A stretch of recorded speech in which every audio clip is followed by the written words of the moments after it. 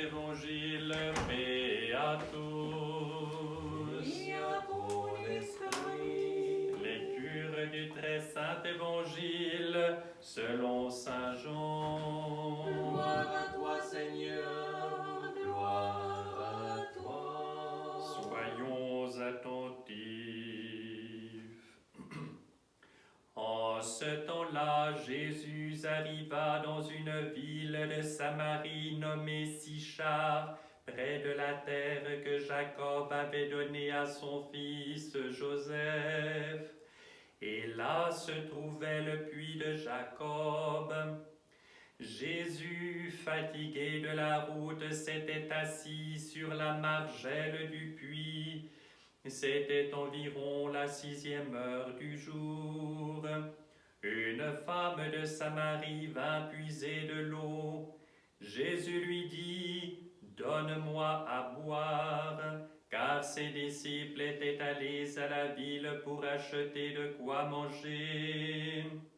La Samaritaine lui dit, « Comment toi qui es juif, tu me demandes à boire, à moi une Samaritaine ?»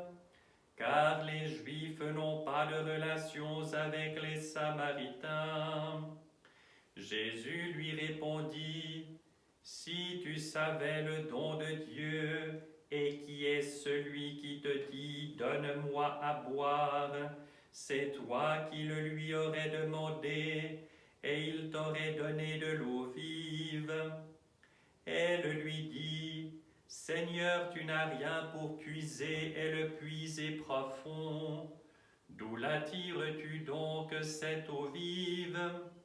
Serais-tu plus grand que notre père Jacob, qui nous a donné ce puits et y a bu, ainsi que ses fils et ses troupeaux? » Jésus lui répondit, « Quiconque boit de cette eau aura encore soif, mais qui boira de l'eau que je lui donnerai n'aura plus jamais soif.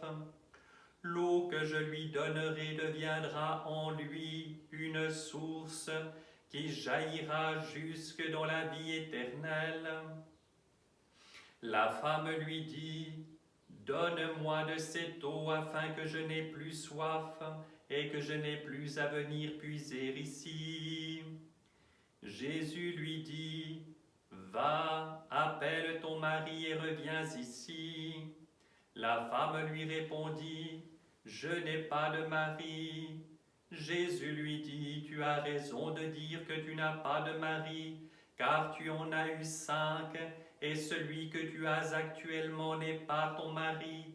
En cela tu as dit vrai. » La femme lui dit, « Seigneur, je vois que tu es un prophète. Nos pères ont adoré sur cette montagne et vous, vous dites que c'est à Jérusalem qu'il faut adorer. » Jésus lui dit, « Femme, crois-moi, bientôt ce ne sera ni sur cette montagne, ni à Jérusalem que vous adorerez le Père.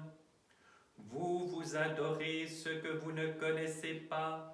Nous adorons ce que nous connaissons, car le salut vient des Juifs.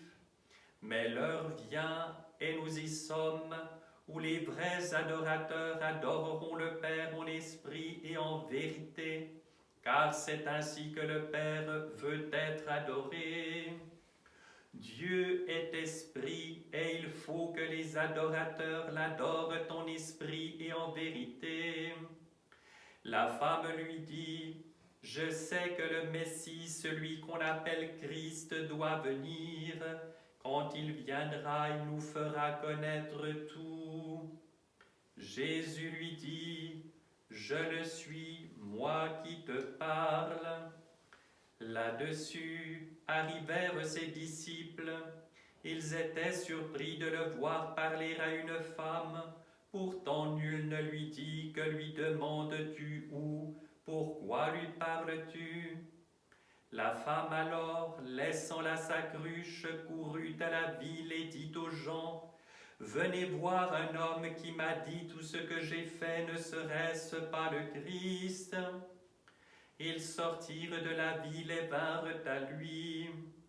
Pendant ce temps, les disciples le pressaient en disant, « Rabbi, viens manger. » Mais il leur dit, « J'ai pour me nourrir un aliment que vous ne connaissez pas. » Les disciples se demandaient entre eux, « Quelqu'un lui aurait-il porté à manger ?»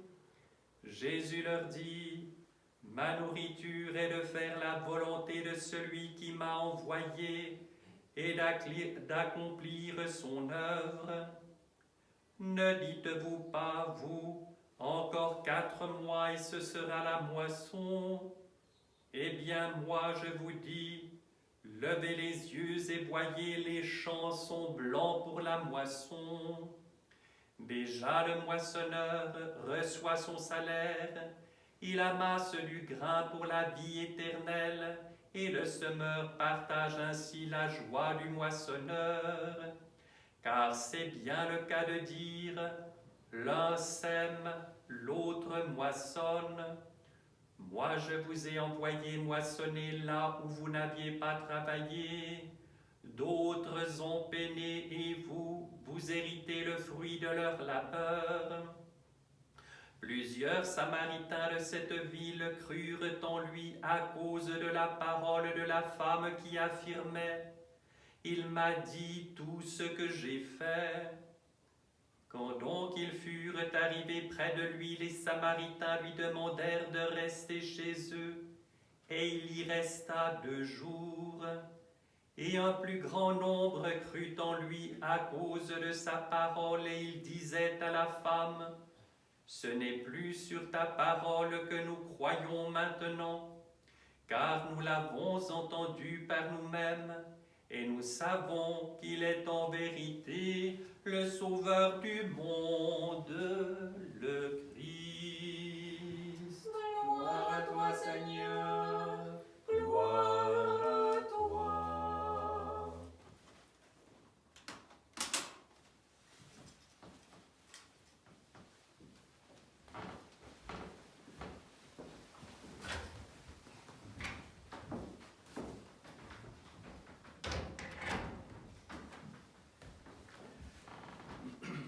Au nom du Père et du Fils et du Saint-Esprit, ainsi soit-il. Chers frères et sœurs, aujourd'hui nous sommes dans cette semaine de la mi-Pentecôte. Ça paraît toujours curieux comment on peut être à moitié, pas encore. Donc il faut bien comprendre les choses, évidemment, il ne s'agit pas d'une moitié de Pentecôte, mais une Pentecôte tout entière. Mais c'est surtout une fête que l'Église a placée au milieu du temps, nous séparant de Pâques, entre Pâques et Pentecôte. Parce qu'il est nécessaire, et vous le savez, que le temps liturgique est là pour cela, de nous imprégner, et nous avons besoin de temps, et en particulier à une époque où nous n'avons plus le temps, nous courons après le temps. Nous avons besoin plus que jamais de prendre le temps pour nous imprégner, surtout et en particulier des choses célestes, et donc que la joie de Pâques soit là. C'est pourquoi je vous dis, Christus voskreese, Christ est ressuscité, Christus ist auferstanden, Christ is risen, Christos anesti. Chers frères et sœurs, cette joie de Pâques, nous devons la conserver. Pas comme quelque chose qu'on mettrait sous vide, mais nous devons, comme une plante très chère à notre cœur, l'entretenir avec soin pour qu'elle porte des fruits. Et nous voyons depuis la mi-Pentecôte notre regard se tourner vers Pentecôte. Ce n'est pas pour rien que l'Église lit depuis Pâques jusqu'à Pentecôte les actes des apôtres. C'est le témoignage de la foi dans le Christ ressuscité mis en œuvre. Et nous voyons ce que l'Église de la première génération, ce que les apôtres ont accompli en faisant cela, de la réalisation de la vie dans le Saint-Esprit. Alors donc, cette fête de mi-Pentecôte a son importance. Et nous sommes donc le dimanche de la Samaritaine. De cette femme dont il n'a rien à dire de plus, vous venez d'entendre le récit très détaillé, mais pour approfondir quelque peu les choses, je vous donnerai, comme je le fais de temps à autre, je reprends le fil des prédications du dimanche de Saint Nicolas de Gytcha. Donc je lis un extrait d'une de ces grandes homélies sur ce dimanche-ci. De cette ville, nombre de Samaritains crurent en lui à cause de la parole de la femme qui attestait « Il m'a dit tout ce que j'ai fait ». Voyez comme la moisson est mûre, voyez comme la moisson est abondante. La terre, assoiffée, a rapidement absorbé l'eau. De nombreux Samaritains crurent en Christ avant même de le voir, sur la simple parole de cette femme. Elle ne faisait pas de miracle, elle n'était pas un apôtre, c'était au contraire une femme pécheresse. Pourtant sa parole suscita une moisson abondante parmi ces païens. Quelle infamie, quelle honte pour les Juifs élus par Dieu qui, malgré tant de grands miracles du Christ parmi eux et tant de fortes paroles dites par sa bouche dans leurs oreilles, restèrent sourds et aveugles, non repentis et fossilisés. Et c'est quelque chose que nous pouvons appliquer à notre propre génération aussi. En revanche, cette Samaritain est digne de tous les éloges, parce qu'elle n'a pas passé sous silence la bonne nouvelle qu'elle avait entendue du Seigneur et qu'elle s'est hâtée de l'annoncer aux autres. Elle est semblable à la femme qui, après avoir retrouvé une pièce de monnaie perdue, alla trouver ses amies et voisines et leur dit « Réjouissez-vous avec moi, car je l'ai retrouvée, la drachme que j'avais perdue. » Quand donc ils furent arrivés près de lui, les Samaritains le prièrent de demeurer chez eux. Il y demeura 2 jours, et ils furent bien plus nombreux à croire à cause de sa parole. Tandis que les Nazaréens avaient voulu pousser le Seigneur du haut d'une montagne à cause de son discours, et que les Gadaréniens l'avaient supplié de les laisser seuls et de s'éloigner, ces Samaritains le prièrent de demeurer chez eux. Le Seigneur accéda à leur demande et demeura chez eux durant 2 jours. Et la moisson fut très abondante, car en dehors de ceux qui avaient cru en lui à cause du discours de cette femme, ils furent bien plus nombreux à croire en lui à cause du discours prononcé par sa bouche très pure. Il disait à la femme, ce n'est plus sur tes dires que nous croyons. Nous l'avons nous-mêmes entendu et nous savons que c'est vraiment lui le Sauveur du monde. Durant ces 2 jours, ce que le Seigneur dit à ces hommes spirituellement assoiffés et affamés n'est pas connu, car tout cela n'a pas été transcrit.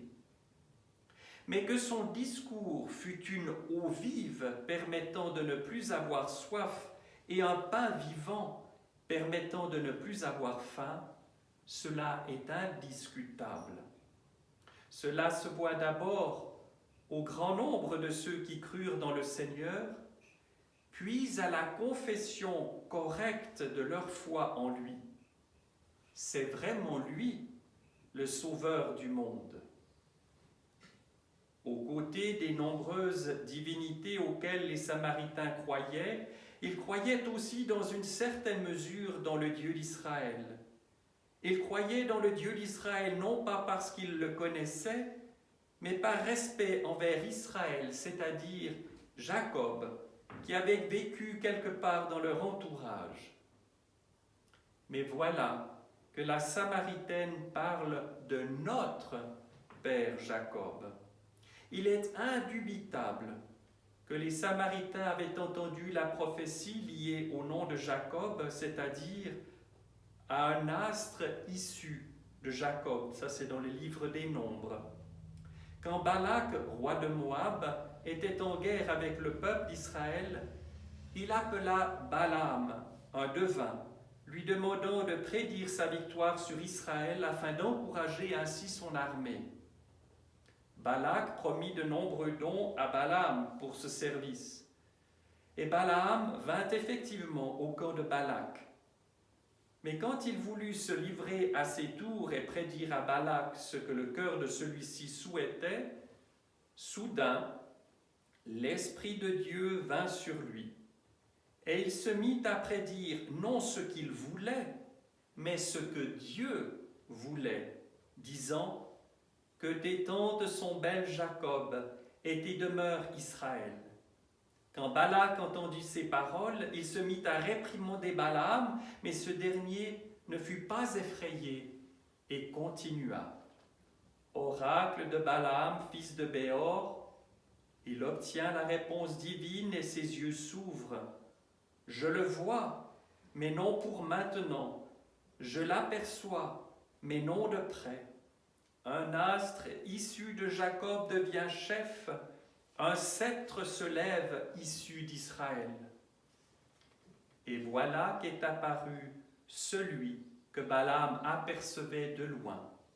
L'astre issu de Jacob brillait, plus éclatant que le soleil et plus beau que le songe le plus beau. Et les Samaritains le virent et se réjouirent. Ils virent et ils crurent. Ils s'enivrèrent de la boisson immortelle et furent ranimés par la vie éternelle. Mais le Christ Sauveur n'a pas donné l'eau vive seulement aux Samaritains et aux Juifs. Il l'a donnée et continue à la donner à tous et à quiconque ressent une soif spirituelle dans le désert de cette vie. Un jour où il se trouvait à Jérusalem, le Seigneur Jésus debout s'écria « Si quelqu'un a soif, qu'il vienne à moi. » Avez-vous entendu? Il s'écria. Le bon pasteur ne chuchote pas. Il crie en direction de son troupeau pour le faire venir à l'abreuvoir. Le chef ami des hommes se tient dans le désert brûlant de ce monde et crie en direction de tous les voyageurs épuisés par la soif. Heureux soit celui qui entend sa voix et s'approche de lui avec foi. Le Seigneur ne l'interrogera pas sur la langue dans laquelle il s'exprime, ni sur le peuple dont il est issu, ni sur son âge, ni sur sa richesse, mais il lui donnera l'eau vive qui fortifie et rajeunit, renouvelle et régénère, fait sortir du four incandescent de ce monde et conduit au jardin du paradis. Boisson divine, comme tu es miraculeuse, doux Seigneur, puits de fraîcheur, comme tu es transparent, abondante et vivifiant, Saint consolateur de l'âme, amène au Seigneur Jésus tous ceux dont l'âme aspire à la vie éternelle et qui supplient assoiffés. Mon âme est assoiffée de Dieu, du Dieu vivant. Gloire et louange au Seigneur Jésus, avec le Père et le Saint-Esprit, Trinité unique et indissociable, maintenant et toujours et dans les siècles des siècles. Amen. Christus voskreese. Christ est ressuscité. Christus ist auferstanden.